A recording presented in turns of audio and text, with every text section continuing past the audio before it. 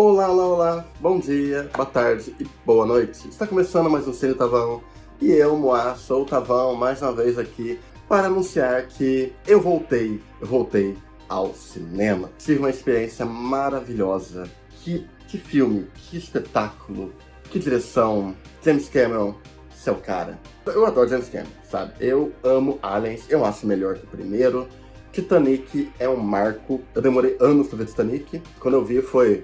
Uou! Senador do Futuro, maravilhoso. E Avatar? Eu passei muito tempo sem ir no cinema. Então, deixa eu dizer, eu só vou ao cinema naquele filme. Quando eu senti o chamado, sabe aquele chamado da aventura? Eu precisava receber o chamado do cinema. Então, eu voltei com Avatar, O Caminho da Água. Eu revi o primeiro, ainda acho um ótimo filme. Ele fica um pouco repetitivo no miolo dele, mas James Cameron tem essa habilidade nata dele. Seus roteiros são funcionais, porém, ele consegue elevar muitos elementos através de uma história extremamente simples. Porque ele acredita nesses clichês, ele acredita nessa simplicidade. Como ele mesmo já falou, ele é um cara de gostos simples. E eu acho que é isso que se traduz em Avatar. Porém, ainda faltava algo, ainda faltava algum elemento ali para funcionar devidamente como uma epopeia de sci-fi, mística, de super indígenas. E é o que ele consegue no seu segundo filme. Então, bora pro vídeo e vamos comentar sobre Avatar, O Caminho da Água.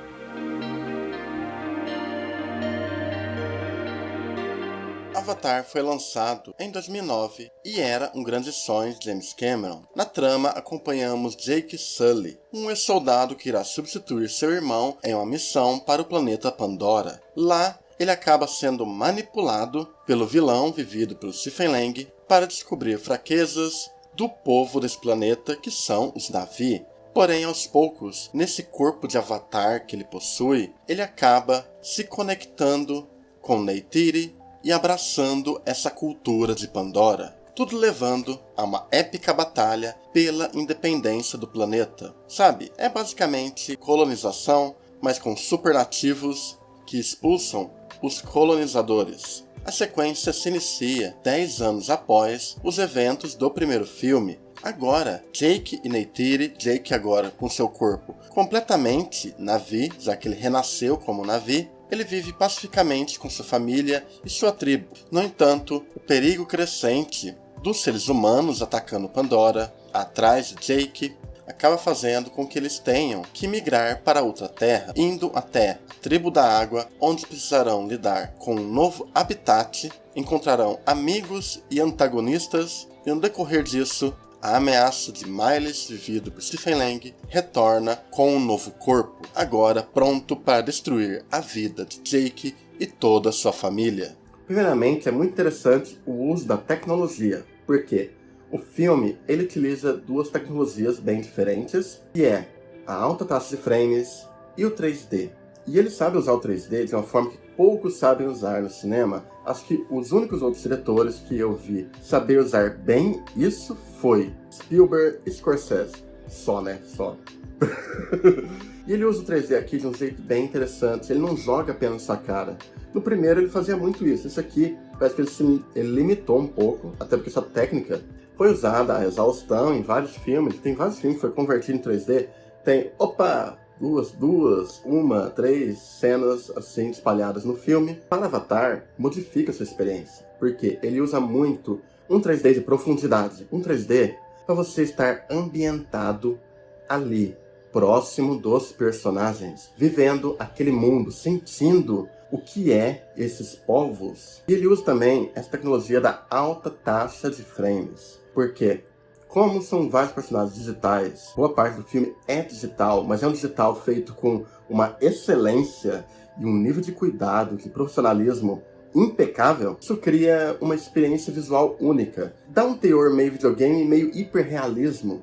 Em certos momentos, certas explosões, aquilo me causou um certo calafrios, me causou uma certa empolgação, medo, porque parecia real. Ao mesmo tempo que quando você coloca eles para brigar, os personagens para brigar, no meio de todo esse cenário caótico, parece que a escala de perigo, a escala de ação de um blockbuster é elevada à enésima potência por conta dessa técnica. É como se o filme tirasse o que há de melhor num videogame, e no 3D, e juntos ele consegue converter para que você se emocione, se importe e se empolgue conforme a história vai sendo contada e vai se desenvolvendo os arcos e o ápice do filme. É a tecnologia não sendo um quebra-galho, mas sim um elemento crucial para você se conectar com o filme. Inicialmente, James Cameron estudou a possibilidade de fazer o filme com um 3D que não precisasse do uso de óculos. Devido a essa inviabilidade, ele optou por misturar 3D na forma como ele trabalha, trabalhando enquadramentos e narrativa também no 3D, e não apenas sendo um truque barato, mas também aliou isso a uma alta taxa de frames, que possibilitou imagens hiperrealistas que criassem tensão e também maravilhamento com a natureza e com os seres de Pandora. É um visual deslumbrante que brinca com as possibilidades que a computação gráfica pode ter, possibilidades essas que não víamos no cinema há um bom tempo. Um ponto interessante sobre a direção desse filme: tem uma noção muito clara da decupagem de uma cena. Ele sabe muito bem onde está cada elemento e sabe como construir a ação, o movimento dos personagens e o movimento pelo cenário. Isso é bem legal porque hoje em dia tem muitos filmes de CG onde é uma bagunça. Realmente não faz muita lógica, muito sentido, tirando certos filmes, mas a maioria, quando usa CG, parece que não tem um controle muito bem do cenário. Tem filme que tem cenário que também não tem controle do cenário. E eu acho bem curioso que em um filme tão computadorizado, a câmera é essencial. Ele consegue realmente ter um controle da cena, do deslocamento, de uma montagem bem interessante. Esse filme possui uma montagem muito mais interessante do que do primeiro filme. Enquanto o primeiro, o miolo dele podia ficar um tanto cansado com algumas repetições, esse segundo aproveita esse miolo do filme, onde vemos os personagens vivendo vidas e conhecendo o cenário. Aos poucos vemos a construção do perigo iminente surgindo. Isso se deve tanto às ações do Miles, como também esse lembrete que a gente tem sobre a segurança da família. E eu acho isso interessante, porque você tem a noção de que algo chegará a qualquer momento, um grande perigo estará à vista. Enquanto isso, você vai desbravando esse novo mundo. Esse segundo filme sabe brincar muito mais em expandir o mundo de Avatar e também em desenvolver esses personagens, trazendo todo um novo panorama de personagens muito interessantes que nós iremos agora acompanhar por toda essa saga de James Cameron. Ele te mostra muito desse contato com criaturas e com a natureza. Por quê? Porque ele constrói o emocional através da família, dessa ótica das relações, mas também dessa relação com o mundo, de forma a você se preocupar com o perigo que isso representa, tanto para os personagens como para o planeta em que eles vivem. E fechar a história em uma ótica mais íntima de uma família acaba elevando muito as bases emocionais que essa história possui. O elenco é muito bom aqui. Sam Worthington não é um grande ator, mas acho que ele está entregando bem esse papel dele, que agora é um pai muito mais responsável, além de termos aqui nas crianças o grande diferencial dessa história. Também é incrível o jeito que eles reutilizam tanto a Sigourney Weaver como o Stephen Lang. E ambos deixam uma marca muito forte nesse filme, ainda que a Sigourney Weaver tenha um papel um tanto mais misterioso que deve ser mais elaborado lá para frente. Se tem talvez um ponto fraco, é que eu queria ter visto mais de Kate Winslet e Zoe Saldana no filme, que tem papéis bem curiosos e fortes, porém acabam tendo pouco a desenvolver, já que a história é primeiro dos filhos e em segundo grau é do herói Jake e do vilão Miles. Assim, o filme ele vai desenvolvendo essa relação nossa com o mundo e dos garotos com o mundo. Em um ambiente bem calmo, a gente sente a vida desse planeta e a vida que existe nessas águas. Eu tenho a opinião que James Cameron sabia que ele precisava entregar um filme que ressuscitasse um interesse nessa franquia. Então, ele faz esse filme um dos maiores blockbusters de todos os tempos. Ele entrega aqui tudo que ele considera essencial para um filme espetáculo de aventura, ação, fantasia e ficção científica. Ele usa muitos clichês porque ele acredita nesses clichês. Ele tem uma visão simplista, pois, para ele, o cinema é imagem e som. Ele se utiliza de uma base bem simples para elevar outros aspectos. E através disso, ele ainda brinca muito porque ele resgata elementos de toda a sua carreira. Se verá muitas coisas de Aliens, Exterminador do Futuro e até mesmo True Lies e Titanic. E sem se esquecer desse drama emocional da história, fazendo até mesmo os personagens lidarem com uma sobrevivência em um momento à la Titanic e colocando justamente as crianças em certo ponto na conclusão da história meio que sendo o guia para os adultos. É esse momento que eu vi que James Cameron está passando o bastão. Nós veremos a história dessa família ao longo dessa saga de filmes. Ele cria uma diversão contagiante ali. Ele sabe como fazer um blockbuster do jeito que blockbusters foram feitos para ser.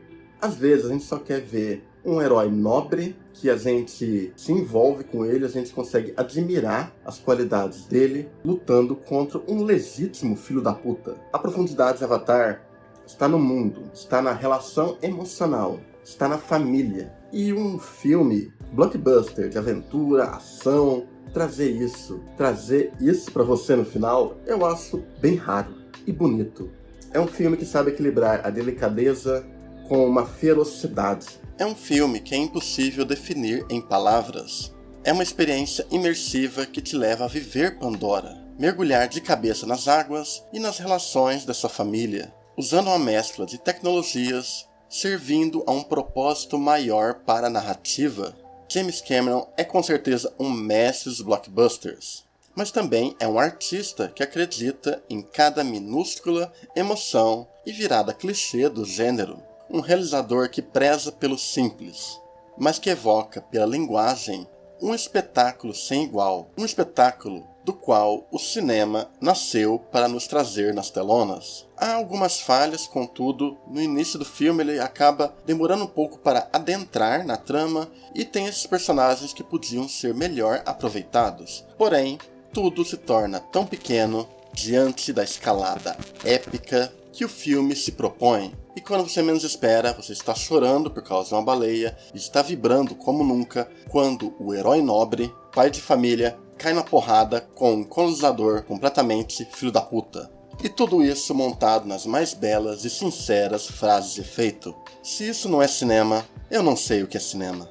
James Cameron, realmente, meus parabéns. O seu blefe deu certo.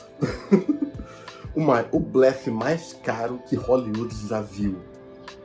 460 milhões em um projeto, em um filme que quase ninguém lembrava direito. Mas como ele fez no tempo dele, quando ele queria, acho que é por isso que deu certo, né? Não é um projeto movido a uma marca gigantesca da Disney. Ainda é, de certa forma é, mas o James Cameron tem controle do projeto. Esse projeto não é movido à ganância de um grande estúdio. Ele é movido a ego, e ambição, e profissionalismo. Com um cara paciente e extremamente profissional no que faz. Mas eu tenho que respeitar. O velho sabe o que faz. Então é isso, meus amigos. A gente se vê por aqui. Até mais e falou!